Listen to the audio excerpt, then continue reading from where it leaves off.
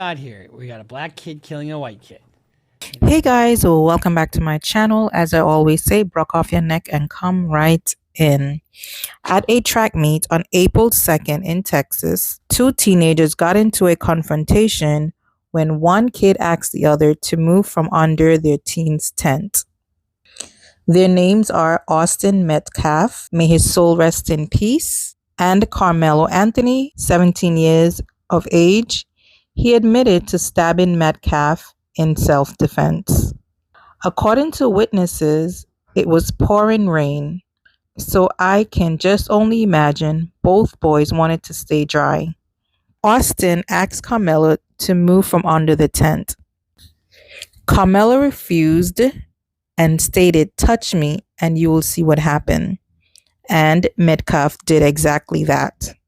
He then said, "Punch me."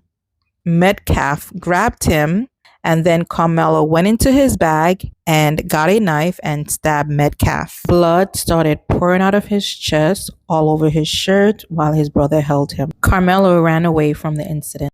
The school security met with Carmelo Anthony, and he admitted that he did indeed stab the student. "I told him not to touch me. It was self-defense." Then he stated, "Is he okay?" So he's showing a little bit of remorse here. Unfortunately, back at the hospital, Austin Metcalf succumbed to his injuries. I'm sorry this tragedy happened, but to assess the situation, it's raining and no one wanted to get wet. I'm assuming the twins, that's Metcalf and his brother, couldn't fit under the tent, or they were targeting this boy. Why didn't they find another space under the tent? Why didn't they call the coach to handle the problem? Why didn't Anthony use his bare hands to punch back? Was he intimidated by the size and strength of Metcalf? Why didn't he just walk away? Those are all questions that are left in my mind. Okay, there are lots of questions left to be answered. However, the harsh reality is during an altercation, our adrenaline kicks in. We have the fight, flight, or freeze. Let's be real. When it comes to teenagers and confrontation, especially when someone throws the first hit, most teenagers don't just walk away. Studies show around 60 to 70% of teens say they'll hit back if someone put their hands on them. That leaves maybe 30% to 40% who will try to walk or de-escalate the situation. And let's be honest, walking away takes a different kind of strength, especially with pride, peer pressure, and social media watching. But long term, the ones who walk away usually avoid more trouble, drama, and legal messes.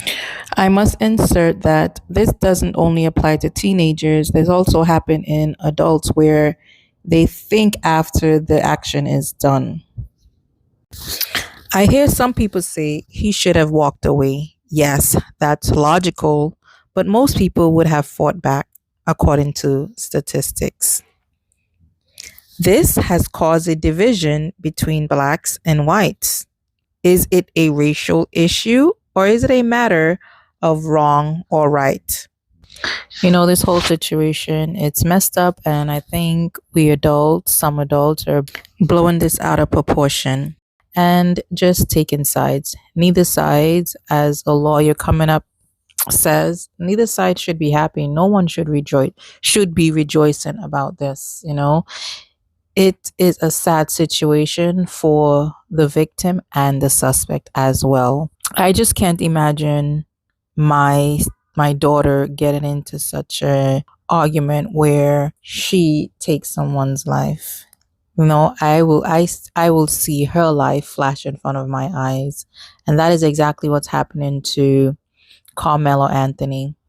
Sadly, a mom and dad has lost their son, and life is not going to be the same after this, or for his twin brother. I'm going to let you guys listen to this lawyer. I think his name is Bruce Willis.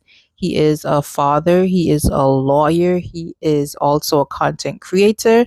He created his page with his son, who passed away in November of last year through an overdose, but he continues his content creating because this is something that him and his son had created together. But anyway, I love the way that he broke down certain parts. So what do we got here? We got a black kid killing a white kid, and so there's a racial component in Frisco, Texas. When you have self-defense, we'll get into the elements of self-defense in a second. That is a good defense. Self-defense is a defense. One of the things I like about cases like this is there's really no dispute as to what happened, right? There's no dispute that I had a knife and I stabbed this guy. Okay. There is a dispute as to exactly how it happened and what does it mean legally. Self-defense, number one, you can't start the fight. You can't start a fight and then avail yourself of self-defense. So if I punch you in the face, I lose my right to claim self-defense. Number two, the force that you use has to be proportional. You can't use a firearm when somebody is hitting you with a feather. I mean, he's 17 years old. They're going to try him as an adult, and he could get life in prison without parole. There's no question that an assault was being. I mean, you don't have the right to put your hands on somebody to get them away from your tent.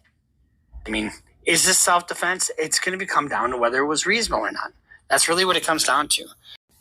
So there we have some explanation from a real lawyer on how this case might go.